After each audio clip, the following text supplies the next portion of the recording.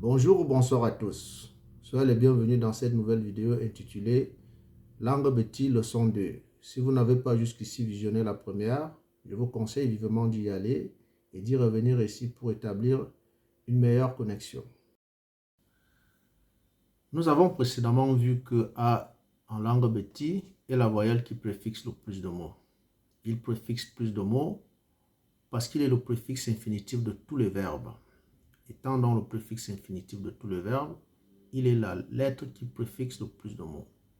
De ce fait, il est à l'entame de l'alphabet. Mais en langue Betty, il n'existe pas d'alphabet en tant que tel. En langue Betty, il existe ce que j'appelle le cryptogramme de langue Betty. Le cryptogramme de langue Betty est un support sur lequel sont situés des symboles phonétiques en opposition. Et la première opposition établie sur ce cryptogramme est établie à partir du point A, sur lequel, lorsqu'on fait le pourtour du cercle, on se retrouve avec Z. Z sur sa position n'indique pas le dernier point de l'alphabet comme dans d'autres langues, comme le français par exemple, où on présente l'alphabet de façon linéaire. Mais chez nous, l'alphabet, le cryptogramme est présenté de façon cyclique. Partons donc de la position de A. Lorsqu'on arrive à Z, on s'aperçoit que Z n'est pas à la fin, mais il précède le commencement alpha symbolisé par A. Z lui-même, il est symbolisé par le mot qu'il préfixe qui est Zamba. Zamba, sur cette position, c'est-à-dire Z, est opposé à T, Tara. Donc, partant de cette opposition primaire établie entre Z et T, on a A qui est opposé, c'est-à-dire la voyelle A qui est opposée à la voyelle O qui préfixe le moins de mots. Contrairement aux autres alphabets présentés de façon linéaire où A se trouve au commencement et Z à la fin, le cryptogramme alphabétique est constitué de 24 symboles phonétiques opposables de 12 paires situés autour d'un cercle. Positionné à l'entame de ce cercle, A, qui est le pronom personnel troisième personne du singulier des noms communs, des mots de préfixation alpha-bêta, des mots de préfixation primaire et secondaire alpha-delta, est précédé par Z sur sa position alpha, c'est-à-dire au commencement du cryptogramme alphabétique. Sur sa position alpha, Z qui précède le mot Zamba, qui représente la trinité spirituelle Betty, précède le commencement alpha, qui est la position qu'occupe A au sein de ce cryptogramme alphabétique. Z précède aussi le mot Z, qui signifie 0, et précède alors le chiffre 1, qui marque la position alpha de A. Sur ces positions, la voyelle A, qui est la lettre qui préfixe le plus de mots, est opposée à la voyelle O, qui préfixe le moins de mots en langue Betty. Pour ce qui concerne les deux autres voyelles employées en langue Betty, que sont E et I, E est opposé à I, qui préfixe nominalement au singulier les mêmes mots que préfixe nominalement E au singulier. Exemple, Éloi ou Ilois, l'herbe. Isinga ou Isinga, le chat. Nous y reviendrons pour une autre fois sur l'usage de X en langue Betty. L'opposition préfixale neutre primaire du groupe nominal de préfixation primaire neutre. E étant alors phonétiquement neutre en position préfixale, E et I constituent de ce fait au sein du cryptogramme alphabétique le groupe nominal de préfixation primaire neutre pour lequel l'opposition préfixale est située sur l'axe médian de l'opposition préfixale alpha-oméga établie entre A, alpha de O, à l'amont, et O, oméga de A, à l'aval. Par cette logique, E et I sont alors phonétiquement neutres en position préfixale, mais alpha-oméga en position suffixale. Étant alors neutres en position préfixale et alpha-oméga en position suffixale, compte tenu du fait que sur le parcours du pourtour du cryptogramme, la position de E précède celle de I, E est alors alpha de I et I est oméga de E. À partir de cette logique, en langue Betty, I est employé comme suffixe pronominal troisième personne du singulier neutre lors de la formulation d'une phrase nominale neutre à la troisième personne du singulier. Phrase nominale. En langue Betty, la suffixation pronominale d'un sujet nominal est déterminée lors de la formulation d'une phrase nominale à la troisième personne du singulier ou à la troisième personne du pluriel. De ce fait, en langue Betty, la phrase nominale est constituée du sujet nominal, du suffixe pronominal ou du sujet pronominal conjoint, de l'auxiliaire temporel pour définir le temps et du participe passé du verbe employé. Phrase nominale neutre au présent de l'indicatif et à la troisième personne du singulier avec pour sujet nominal un mot de préfixation primaire neutre. Iloa ou Eloa yadik, l'herbe elle brûle. Isinga ou Isinga yaban, le chat il bondit. Dans cette phrase nominale neutre, les mots de préfixation primaire neutre, Eloa ou Iloa, l'herbe, et Isinga ou Isinga sont employés comme sujet nominal. Le I, qui préfixe nominalement ces mots au singulier et qui détermine nominalement leur nature préfixale, est pronominalement repris juste après ces mots en position suffixale pour servir de suffixe pronominal neutre, troisième personne du singulier, ou de sujet pronominal conjoint, troisième personne du singulier.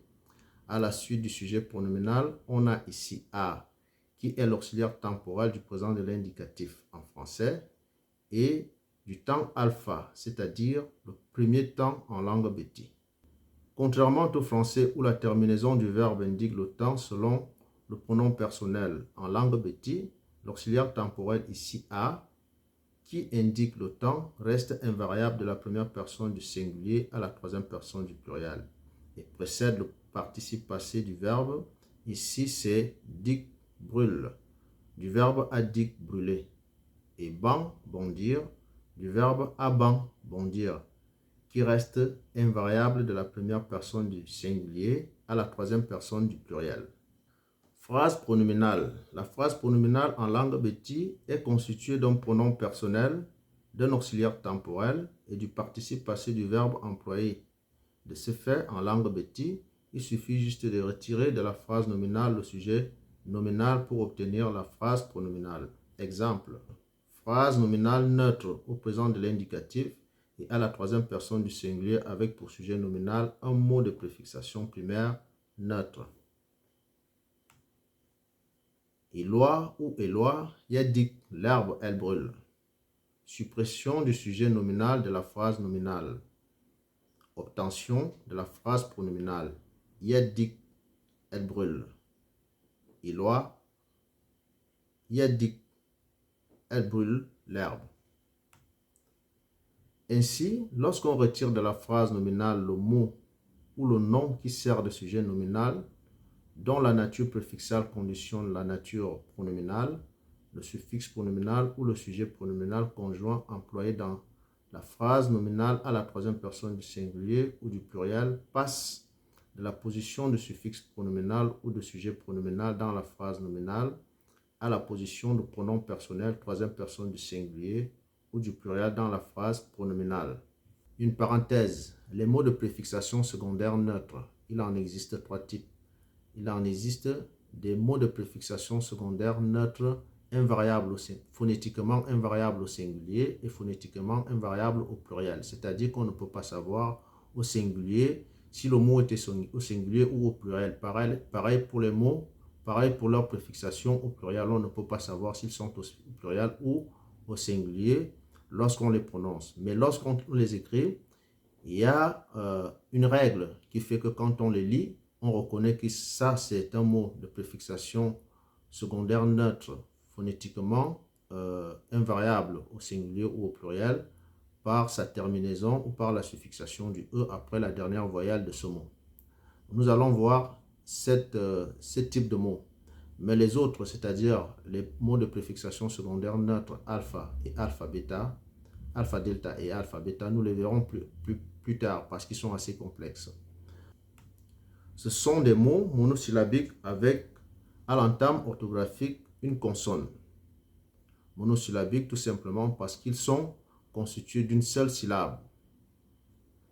Néanmoins, ils sont définis par une préfixation. Ceux-ci sont de ce fait neutres et phonétiquement invariables au singulier comme au pluriel. Exemple de préfixation secondaire neutre phonétiquement invariable au singulier. Quand on prononce ces mots au singulier ou au pluriel, la phonétique ne change pas, le son ne change pas.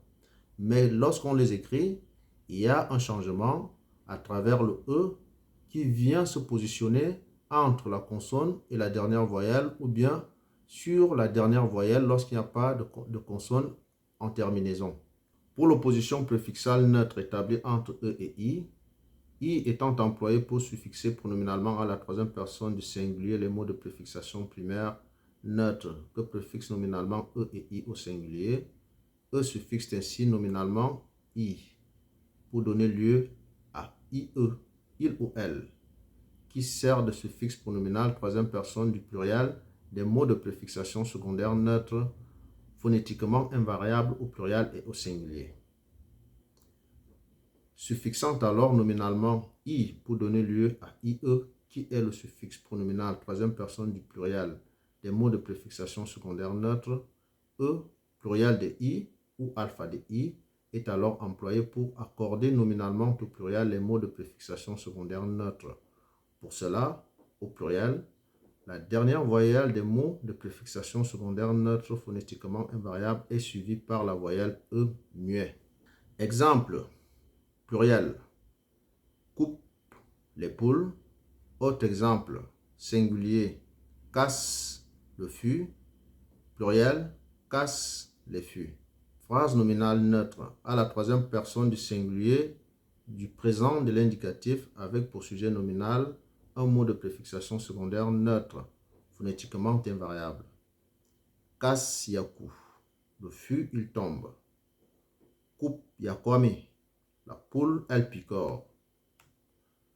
Phrase nominale neutre à la troisième personne du pluriel et du présent de l'indicatif avec pour sujet nominal un mot de préfixation secondaire neutre phonétiquement invariable.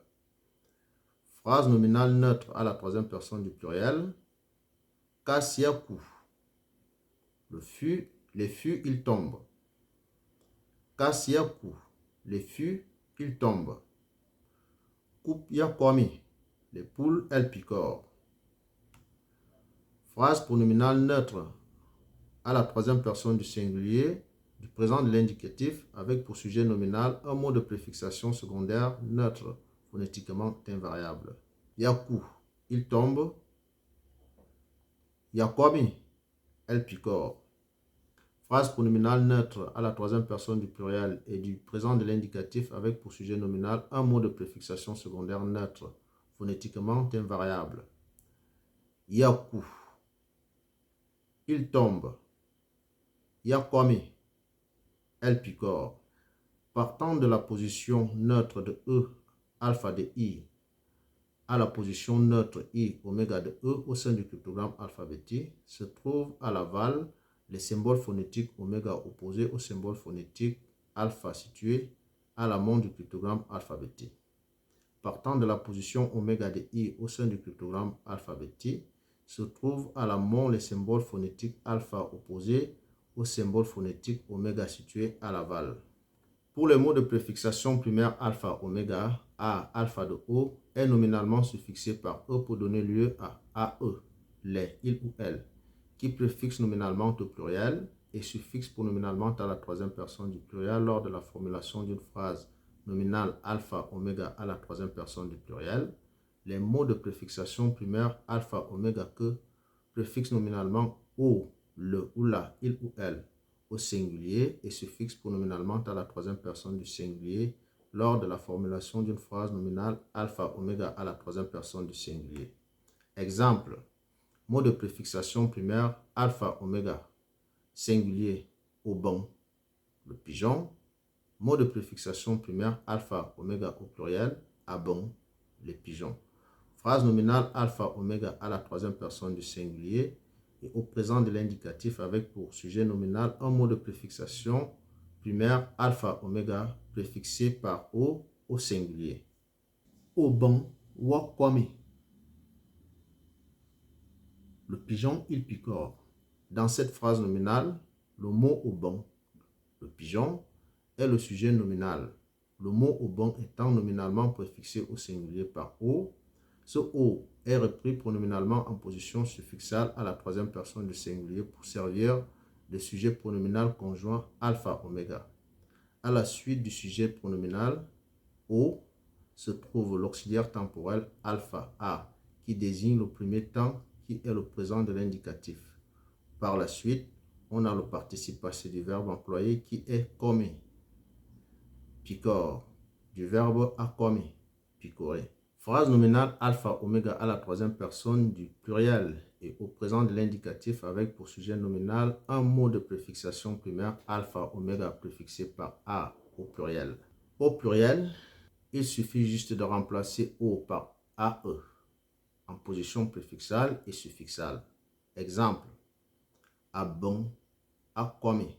Les pigeons, ils picorent. Phrase pronominale alpha oméga à la troisième personne du singulier et au présent de l'indicatif avec pour sujet nominal un mot de préfixation primaire alpha oméga préfixé par O au singulier. Wakome, il picore. Sur cette position, O, il ou elle joue le rôle de pronom personnel oméga troisième personne du singulier et par la suite de ce pronom personnel, on a l'auxiliaire temporel et on a le participe passé. Phrase pronominale alpha oméga à la troisième personne du pluriel. AE, pronom personnel, ils ou elles, les pigeons. À bon, à quoi les pigeons, ils picorent. Sur cette position, A, il ou elle joue le rôle de pronom personnel troisième personne du pluriel. Merci d'avoir suivi cette vidéo. Je vous donne rendez-vous pour la prochaine vidéo. Entre-temps, n'oubliez pas, partagez la vidéo, levez le pouce, abonnez-vous pour être à l'affût des prochaines publications. Procurez-vous le document, procurez-vous l'ouvrage Crypto-grammaire des langues bêtis, et ce n'est pas pour rien que j'ai appelé ça crypto-grammaire. Votre famille sera épanouie, vous trouverez des choses merveilleuses. Ouvrez juste le bouquin dès le départ, lisez l'introduction, et par l'introduction, vous comprendrez déjà ce qui vous attend par la suite. Vous avez tout un tas de trucs que vous ne connaissez pas. Par exemple, les 5 doigts de la main, je suis sûr que même nos prédécesseurs ne savent pas comment on appelle les 5 doigts de la main. Tout ça est marqué dedans. Il y a la conjugaison, il y a les groupes nominaux, il y a plein de trucs. Et pourtant, ce n'est pas un gros livre. Il y a plein d'autres choses qui vont venir et qu'on va expliquer au fur et à mesure. Allez, à bientôt. Est-ce qu'elle est...